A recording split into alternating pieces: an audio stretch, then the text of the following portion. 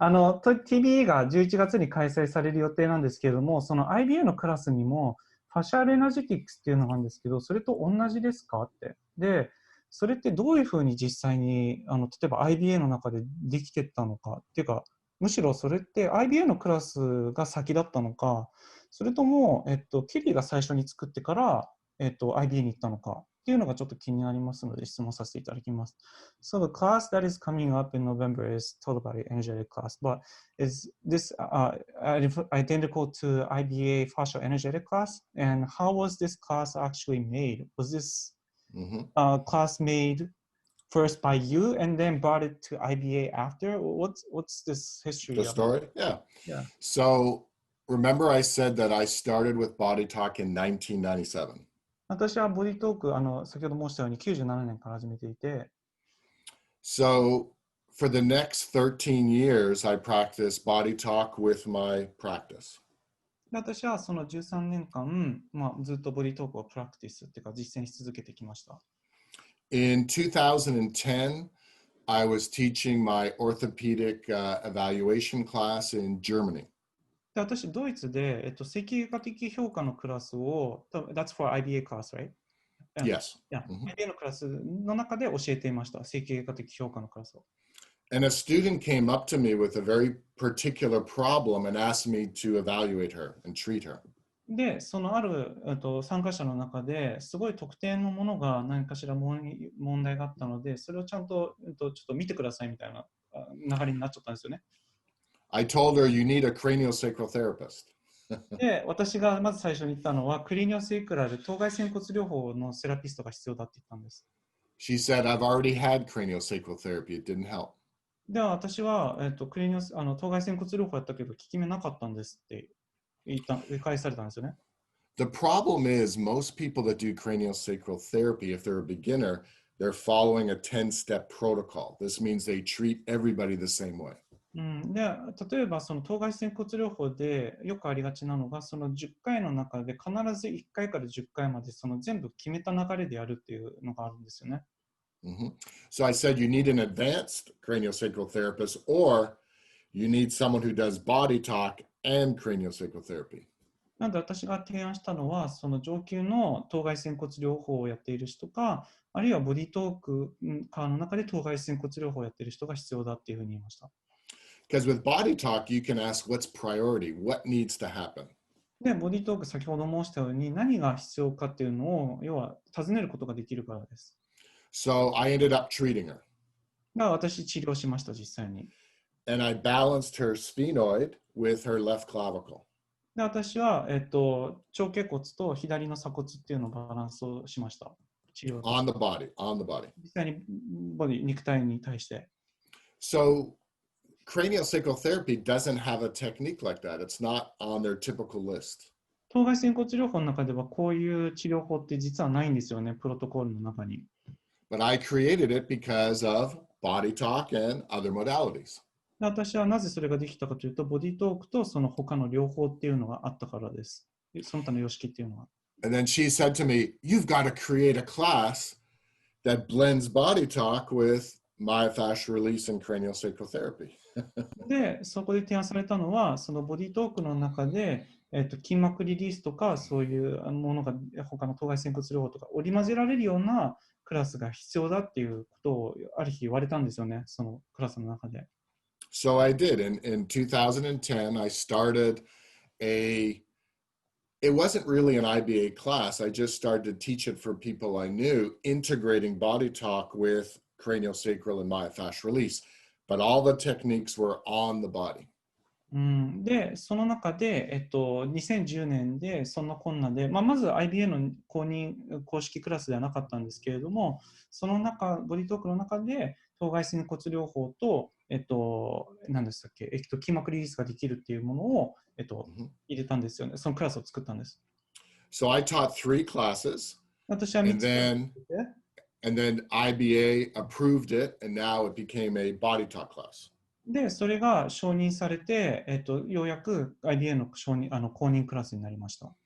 And it was called BodyTalk Fascial Balancing originally. で、それは初めはボディトークファーシャルバランシングっていう名前でした。So in 2011 in North Carolina, I was teaching this class. で、そのクラス自体を2011年ノースカロライナで教えていました。And all the techniques are on the body. で、それらすべては肉体的なものに対してのアプローチっていう名目でのクラスでした。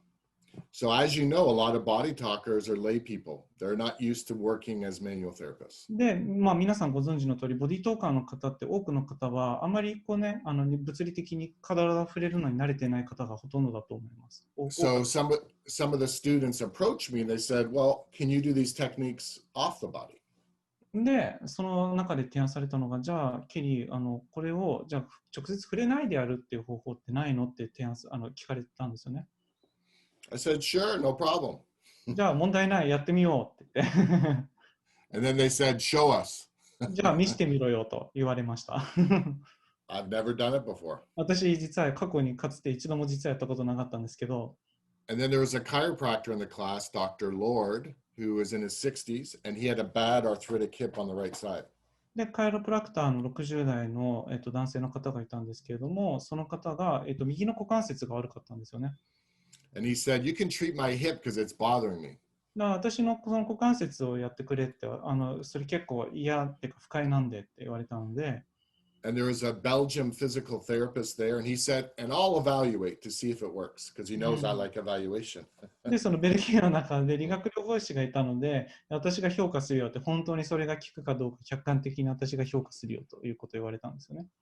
So I used all my resources. なんで私すべてのリソースを使いました。Body talk, mindscape, osteopathy. ボディトーク、マインドスケープ、オステオパシー、他だ。So all of a sudden, I could see his right hip, I could see the bone, I could see the neck of the femur. で、私がその骨をなんかスキャンして見えるんですよね。で、その中に大腿骨が見えました。I reach in as if it was in front of me and I grab the bone. で、それがあったかも目の前にあるかのようにイメージしながら、それを私の手元にこうやって引き寄せました。As a manual therapist, we do something called an unwinding with fascia. で、私はその都市療法科の中でもあるんですけど、その筋膜をこうアンワインドっていう紐解くっていうのをやるんですよね。We listen and follow the tissues. で、その組織を傾聴します。どういうふうに動いてほしい。Yeah, it's in my DNA. I've been doing thousands of these. 私の DNA の中にそれみんなあるんですよね。組み込まれています。So when I picked it, I call it a hologram, an energy hologram. I picked it up and just observed it. 私はそのエネルギーホログラムって言うんですけど、それを拾って、それをただ観察していました。It started to compress. で、それが急に圧迫し始めました。It started to bow ちょっとこうねじ曲げました。and twist. ひねりました。And then my hands did this. で、また手がこう勝手にポンって溶けたんですよね。And I go, I guess we're done. それで終了と。Now, I didn't tell you, but before I did this, we evaluated Dr. Lord. で、なんていうんですかね、評価、ね、言わなかったですけど、実はちゃんと以前に評価したんですよね、before。When he was lying on his back, we would lift his leg up. It's called a straight leg raise. It should be 90 degrees. He only had 30 degrees. で、ストレートレッグレイズっていうテストがあるんですけど、膝を伸ばしたまま、膝伸展のままこうやって股関節屈曲させるっていうのなんですけど、本当は90度までいかなきゃいけないですけど、30度までだったんですよね。But after this treatment, full range of motion. でもこれやった後にフルレンジオブモーションで90度までいったんです。Hip flexion should be about 120 degrees. He only had maybe 80 degrees. 股関節屈曲、実はその時で、1回やった時も80度までしかいかなかったんですよね。理想は120度ぐらいなんですけど。After the treatment, full range of motion, no pain. もう治療後はもうフルに戻ってました。Hip rotation is typically 45 degrees and internal and external. He had 10 degrees. で、股関節の内外旋ですね、45度ぐらいあってもいいはずなんですけど、10度ぐらいしかなかったのが、After treatment, he had almost full range of motion, no 治療 pain. 後もほとんど古くな可動域でしたね。に戻りました。So I go, that's how you do it. これが、これですと実証したということです。And they go, what did you just do? みんな何をしたみたいな感じのぐらい、ちょっと真っ白になったんですよね。And I go, I don't know. 私は知りませんと答えました。So it was a 3-day class. 3日間のクラスだったんですけど、And we stayed there till 10 o'clock at night each day because this is incredible. You know, I stayed up all night just trying to figure out about energy. I didn't know anything about it. 私、その時本当に思いつきでやったんですけど、そのエネルギーのことよく分かってなかったので、みんな夜10時まで残って、みんなで研究じゃないですけど、やり続けてました。The next week I was teaching in Toronto. It was 2011. And that's when the class really took off as an energy class, as an off-the-body class. で、その次の週に2011年の時、トロントでやったクラスで、正式にエネルギーでやるっていうクラスが、実装し始めたのがその時だったんです。Then I started my own institute called the D'Ambrosio Institute.